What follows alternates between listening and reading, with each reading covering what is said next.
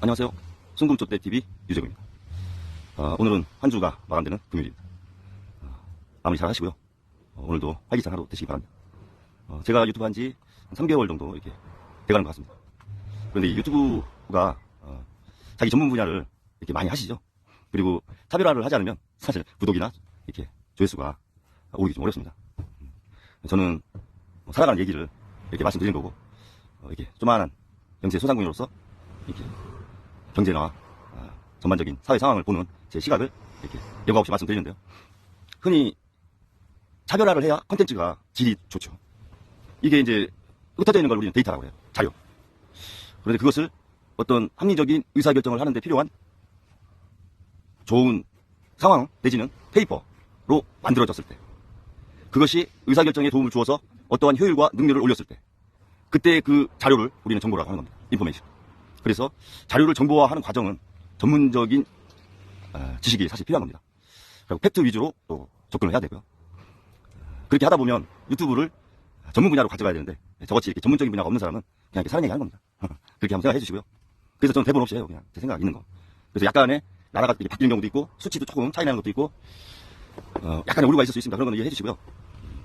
흔히 우리 그 어르신들, 우리 부모님 세대가 국간에 쌀이 있고 땔감이 있으면 마음이 든든하다고 이렇게 많이 말씀하시죠. 겨울을 날 수 있는 거죠. 나라도 똑같습니다. 식량과 에너지는 그 나라의 국력입니다. 그래서 오늘은 에너지 관점에서 세계의 경제 질서를 보는 그런 시간을 갖도록 해보겠습니다. 에너지는 여러 가지가 있죠. 이번 윤석열 정권 들어서 원전을 육성을 하는 정책을 하고 있어요. 우리나라 원전 비중이 27% 정도 돼요. 27% 정도 되고, 반면에 이제 친환경 에너지 아리백은 8.29%. TSMC가 대만에서 사용하는 전력의 17%를 사용해요. 한 회사가. 대단한 거죠. 우리나라 삼성이 공장 하나가 원자로 하나를 씁니다. 대단한 거죠. 삼성이 3개월, 1분기 동안 내는 전기료가 1조 원이에요. 1년에 4조 원을 내는 거죠, 전기료가. 그 정도로 반도체를 생산하는데 전력이 많이 들어갑니다. 물도 많이 필요해요. 그래서 반도체 공장을 지려면 첫 번째가 용수, 두 번째가 전기, 에너지입니다. 그래서 이제 중국이 극단적인 예로 대만을 침공을 해도, 만약에 대만이 3개월을 버티면 중국이 그 크루즈 해협에서 중동에서 석유를 갖고 오잖아요. 근데 비축량이 보통 국가마다 3개월밖에 안 돼요. 물론 러시아에서 천연가스를 저렴하게 갖고 오지만, 석유라는 원이라는 에너지원이 없이는 국가가 돌아갈 수 없는 상황이 아주 화석연료 그 세계이기 때문에, 그래서 미국이 크루즈 해협을 봉쇄해버리면, 그리고 3개월을 대만이 버티면 중국이 대만을 점령할 수 없어요. 그 정도로 에너지가 중요한 겁니다. 그래서 지금 최근에 이렇게 떠오르는 것이 SMR, 소형 모듈 원자로. 지금 기존에 우리나라는 원전을 물로 냉각을 시켜요. 근데 이 SMR은 헬륨이나 소듐 같은 친환경 에너지로, 원재료로 냉각을 시킵니다. 그리고 SMR은 OEM 방식으로 규모를 이렇게 맞춰줄 수 있어요. 이 에너지라는 건 전달 지속력이 중요해요. 이 에너지가 오다가 끊기면 안 되잖아요. 근데 이제 친환경 에너지 같은 경우, 풍력은 바람이 불 때만 전기가 생산이 되고, 태양광 에너지 같은 경우는 햇빛이 비칠 때만 이게 에너지가 생산이 되다 보니까 지속성에서 약점이 있죠. 근데 이제 SMR은 지속성이 있으면서 어떤 크기에도 OEM 방식으로 맞춰줄 수 있는 주문자 생산 방식으로, 그런 강점이 있는 겁니다. 그리고 방사능 이 반경이 기존의 지금 경수령은 대형 원자로는 20-30km까지 가요, 방사능. 근데 이 SMR은 300m. 그리고 이 만드는 기간도 대형이 1년에서 3년인데 이 SMR은 좀 시간이 더 걸려요. 한 2배 이상. 경비도 거기에 맞춰서 이제 적당하게 할 수 있는 거죠. 문제는 우리나라가 1912년 이후에 현재까지 SMR에 대한 인허가나 제도적으로 법률 통과한 게 없어요. 미국보다 8년을 먼저 국제 시험에 통과를 했어요. SMR 기술이. 근데 그럼에도 불구하고 국내적으로 인허가 사항이라든가 SMR에 대한 제도가 전혀 국회에서 이렇게 합의돼서 법률로 통과되지 못했습니다. 2035년까지 한 630조 시장으로 보고 있고, 2040년까지는 한 1000조 시장을 보는 거죠. 그래서 지금은 국책 사업으로 SMR을 하지 않고, 우리나라 같은 경우 현재 민간 주도로 SMR 개발 사업을 하고 있어요. 외국에 투자를 해서. 현대하고 삼성물산이 미국에 한 1,500억 투자를 해서 진행하고 있고, SK가 2022년도에 미국에 한 3,500억 투자를 했고, 현대가 캐나다에 또 투자를 개발 중입니다. 그리고 현대건설, 민간 대기업 중심으로 현재는 그렇게 진행되고 있다, 이런 말씀 드리고요. TSMC가 서플라이즈 어닝을 발생했죠, 요번에 3분기에. 그래서 지수가 미국에서 상당히 이제 이렇게 오른 것 같은데, 지금 TSMC는 독일에 공장을 짓고 있습니다. 그리고 일본의 쿠로시마현에 공장을 짓고 있어요. 일본 같은 경우는 20조 원 규모의 반도체 파운드리 공장인데 일본이 8조 원을 지원해 주는 거죠. 파격적으로. 독일은 50억 유로 지원해 줍니다. 지원금으로. 삼성은 미국의 텍사스에 지금 짓고 있는 상황입니다. 전반적으로 이 반도체 시장도 두 가지 방향으로 이제 나눠지는 형태입니다. 에너지 관련돼서 자의반 타의반 시장이 이제 양분화되기 시작했어요. AI를 중심으로 한 관련된 반도체, AI와 관련 없는 반도체 이렇게 구분이 돼서 나가는데 반도체 자체가 전력 소비를 많이 합니다. 그래서 전력을 감소시키면서 대용량을 실을 수 있는 반도체를 생산하는 쪽으로 가는 거죠. AI를 중심으로 하는 반도체 시장을 이끄는 것은 당연히 엔비디아. 엔비디아가 SK 하이닉스나 TSMC에 제품을 공급하죠. 근데 TSMC하고는 약간 다툼이 좀 있어요. 왜냐면 OEM으로 이제 해서 TSMC한테 이렇게 만들어 달라고 하면 만들어주는데 그걸 쓰다 보니까 약간의 뭐 오작동도 있고 해서 크레임이 조금씩 있는데 TMCS 입장 T 자꾸 이제 헷갈리네. 그 대만 공장에서는 그 설계 자체 약간 검토를 해봐라. 그러면서 약간 업그레이드하는 쪽으로 가야 되는 거 아니냐 이렇게 서로 약간의 갈등이 좀 있는 거로 보아집니다. 문제는 CPU 시장이 지각 변동이 있는 거죠.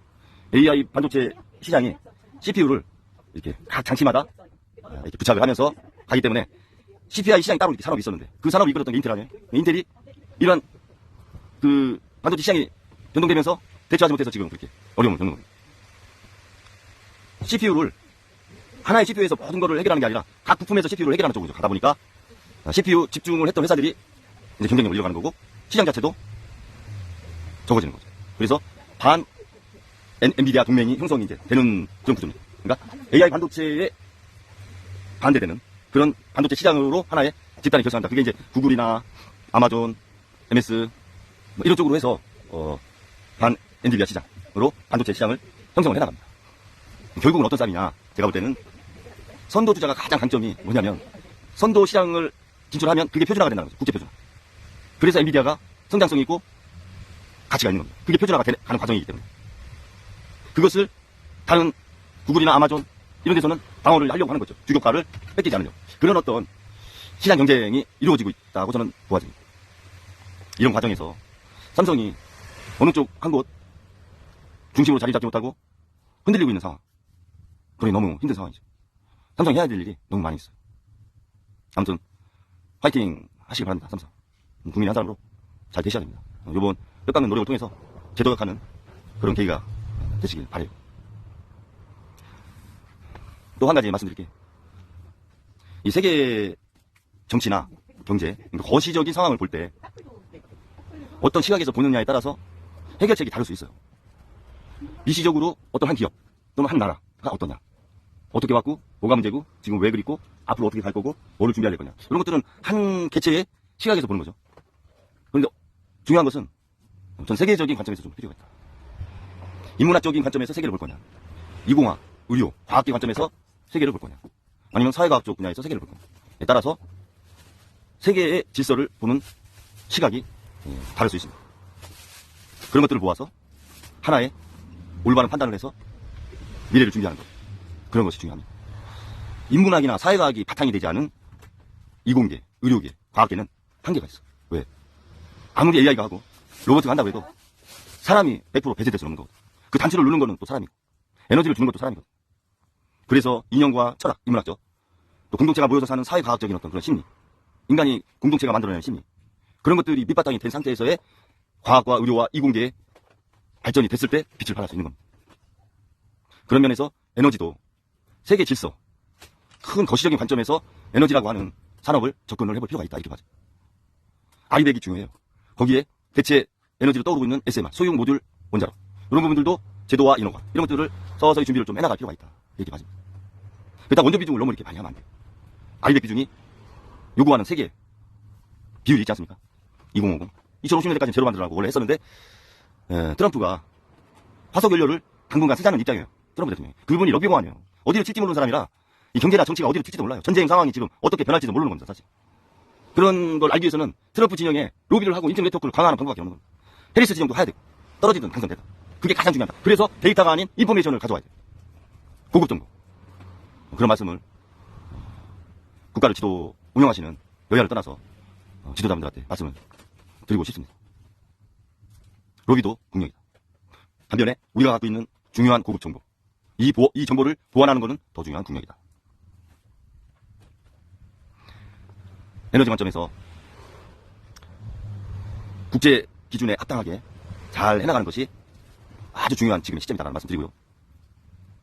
최근에 한국은행 선임연구원이 세계 경제에 대한 보고서를 하나 낸 게 있습니다. 물론 국제기관 성격에서 낸 보고서라 교과서적인 부분이 대부분이지만 주는 시사점은 결론은 나름대로 의미가 있다고 보아집니다. 뭐 2차 전지 배터리를 준비해야 된다, 뭐 여러 가지 있어요. AI, 삼성이 늦어졌던 원인, 많은 우리나라의 현 경제 상황과 세계 질서에 부합하지 못했던 그런 원인들을 많이 이렇게 진단을 하셨어요. 근데 결론은 뭐냐? 미국과 중국이 지금 패권을 경제 부분을 놓고 기술 경쟁, 에너지 경쟁, 화폐 경쟁, 군사 경쟁 이렇게 하고 있죠. 중국이 대부분 다 졌지 않습니까? 그런데 이분이 이제 마지막에 말씀하시는 게 결론이, 그럼 언제까지 미국하고 중국이 그렇게 대립하고 적처럼 갈 거냐, 끝까지 그렇게 갈 거냐 라는 데 물음표를 찍습니다. 그렇지 않을 거다. 결국은 경쟁적 공생관계로 갈 것이다. 결론을 그렇게 냈습니다. 미국 지금 중국에 투자도 많이 했어요. 일본도 하고 다른 나라도 많이 합니다. 탈중국도 하는 데도 있지만, 러시아도 우리나라 나왔지만 다른 나라 남아있는 나라 많아요. 그거 지금 경기 좋아서 돈 많이 벌어요. 그 외교를 보는 시각이 중요합니다. 그래서 그분이 이런 말씀을 해요. 어느 한 강대국에 무게를 둬서 쏠려가지고 가는 정치, 경제는 위험하다. 그게 결론입니다. 그렇다고 속된 말로 양다리를 치라는 게 아니죠. 표현을 그렇게 하면 안 되는 거고, 자국 위주의 실용주의로 결론을 맺습니다. 그게 그럼 시사하는 바가 뭐냐?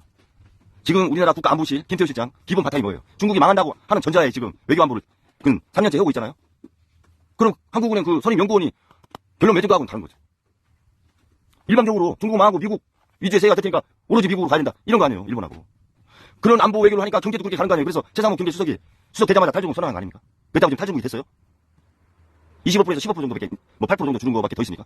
우리가 탈중국 한다고 되는 게 아니에요. 투자 수익률이 나면 그걸로 가는 거예요. 기업들도. 돈은 그런 거 아닙니까? 투자 수익률이 있는 쪽으로 흐르는 게 당연한 거 아니에요. 그래서 미중 관계, 러시아 관계, 일본 관계, EU, 유럽연합 관계, 인도, 호주, 브라질, 이런 큰 나라들 있지 않습니까? 우리 멕시코한테 GDP 추월당했잖아요. 조금 있으면 인도네시아한테 추월당해요. 거의 1억이잖아요, 인구가. 브라질한테도 당했어, 이제. 그런 것들의 원인이 뭐냐? 외교 안보 기조에 문제가 있다고 보는 것이고, 그 기조를 따르는 경제, 세계 경제 대응. 거기서 문제가 발생하고, 물론 삼성은 나름대로의 연구소도 있고, 삼성 연구소 있잖아요. 거기 싱크탱크에서 많은 자료를 하고 분석을 하고 대응을 하겠지만, 국가의 큰 틀을 또 이렇게 배제하는 거는 우리가 있을 수도 있어요. 특히 이 검찰 독재에서는. 영무라고 하면 어떡해. 국가의 경제 정책에 약간 반하는 걸 했다고 해서, 너희도 그렇게 가? 국가 정책하고 반대로? 뭐 영무로 규정해가지고 세금 조사 나가고, 비리, 4분의 8종까지 뭐 이사 해가지고 전부 다 연구소 직원들 한 사람당 한 300건, 400건씩 압류 수색하고, 이게 이러는 정부 아니에요. 그러니까 겁나가지고 캐비넷 때문에 그렇게도 못하는 거야. 그러니까 삼성이 이런 몸살을 앓는 거가 국가의 큰 틀에 문제가 있다고도 보는 거예요, 저는. 조금 거시적인 관점에서 모든 분야를 좀 보고, 만약에 3년 동안 해왔던 그 담당 강령, 장차관급이 시행착오가 있었고 오류가 있었다면 인적 쇄신을 해야죠. 그게 맞는 거 아닙니까? 그러지 않고는 방향을 바꿀 수가 없는 거예요. 사람이 안 바뀌는데 어떻게 방향이 바뀌어요? 대통령님 나와서 말씀하신다는 게 나는 방향을 오르게 가는데 국민들이 따라와 주지 않아서 그랬다? 아니 그거를 납득하는 국민이 있습니까? 그런 기업이 있어요? 제가 볼 땐 저같이 이렇게 구멍가게 하는 사람들도 그건 아닌 것 같은데라고 생각을 하는데, 대통령님이 뭔가 이 중심을 잘 잡으셔야 된다. 인적 개선 하셔야 돼. 안 하면 자의반 타의반 정치적인 위협이 다가오는 게 얼마 남지 않았다, 이렇게 봐집니다. TSMC 좋은 실적 났다고 삼성 위축될 것도 없어요. 그동안 쌓아놓은 노하우가 있잖아요. 물론 삼성 인재가 많이 또 나간 것도 있어요. 하지만 우리나라 인재 키워나가고 있잖아요. 유출되지 않게 하면 돼요. 그거 국가가 해줘야 돼. 그렇게 민관 협력해서 지키고 발전시켜야죠. 혼자 나가면 안 된다. 그래서 통합이 중요하다. 통합의 리더십을 보여주기를 기대합니다. 정치권에 계시는 지도자, 국가 지도자분들 통합의 마인드. 그러면 정치적으로, 경제적으로, 국회 위기, 모든 사회적인 갈등 극복해 나갈 수 있어요. 그거 없이 안 돼요. 국민 한 사람으로 의견을 드렸고요. 참고가 돼서 좋은 국정이 앞으로 또 여야, 입법부, 사법부가 잘 가기를 바라면서 오늘 방송 마치겠습니다. 감사합니다.